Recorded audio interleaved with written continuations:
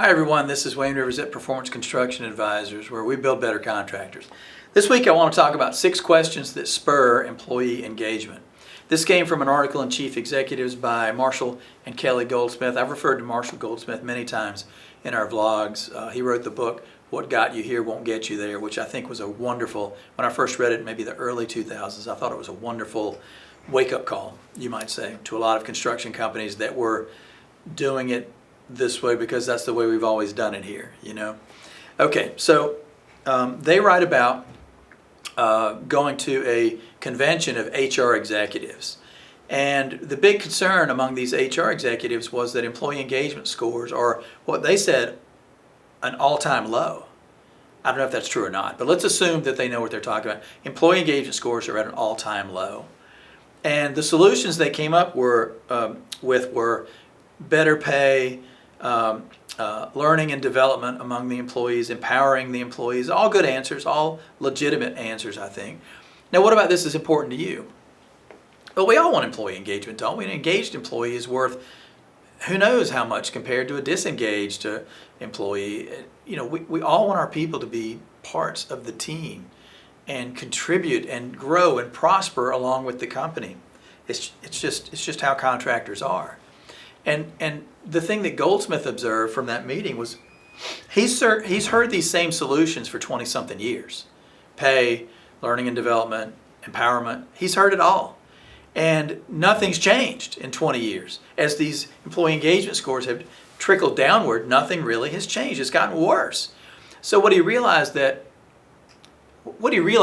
that 100% of the view about employee engagement is viewed as a problem of the company or the manager.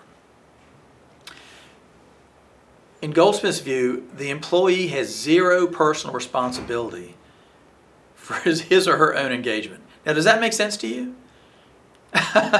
It doesn't. So he talks about, in his article, he talked about flight attendants, but it could be retail store employees or call center people. My wife was on a call with a call center, a credit card call center person. And the first person upset her because that person was literally no value. There's nothing we can do. There's nothing we can do. I said, call back, and if you have to, ask for a supervisor. She called back 15 minutes later and got a wonderful person. And that person resolved the issue for her. And so the experience that Lisa had was complete non-solution over here with one person, but another person over here who cared more and who was engaged and wanted to help the customer's problem. That individual was able to provide a perfectly reasonable solution. The idea here is that the first employee didn't care. I mean, that's what it strikes me as. The first employee didn't care if he resolved the customer's problem or not. The second employee cared. Now, is that a company problem? How can your results be so different between two employees of the same company, same culture, same everything? It's because one employee was more engaged than another. That's what it comes down to. That individual made a choice is what I'm saying, not the company making a choice. So 6 questions. So Goldsmith says there are 6 questions they developed. Now this is kind of fantastic, so take it with a grain of salt. But it's worth a try, I think. If employee engagement is going down, this is worth a try. So they developed 6 questions. They have put these questions to 4,000 people. 34% of respondents say that they've had improvement in all 6 areas. 67% say they've had improvement in at least 4 of the 6 areas. And 91% said they've had improvement in at least 1 of the 6 areas. Not one individual has disclosed regression. Okay? So what are the 6 questions? We finally get there.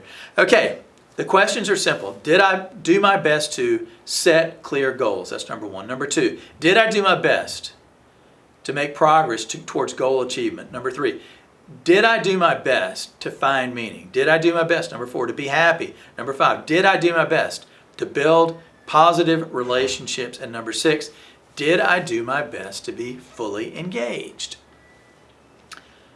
I think the key theme there is, did I do my best? Right? So now the employee is taking responsibility for his or her own engagement. It makes perfect sense. You can't have the company giving in terms of attracting employee engagement and the employee not giving. The employee has to give also. It's like any relationship. It takes at least two parties to make it work. Okay, so these questions should inspire your people to think more about how they can engage with others and with the company as a whole. So Goldsmith advises, start with yourself. Ask these questions of yourself once a day. I can see this being reduced to, a laminated card for employees or something like that. But before you get there, try 2 weeks yourself. Answer the questions every day, some point during the workday, and see if it makes a difference. And if you think it makes a difference for you personally, maybe expand it to your leadership team and test it. And then if it works with them, expand it throughout the organization. I'd like to hear from you in 2 weeks or later time.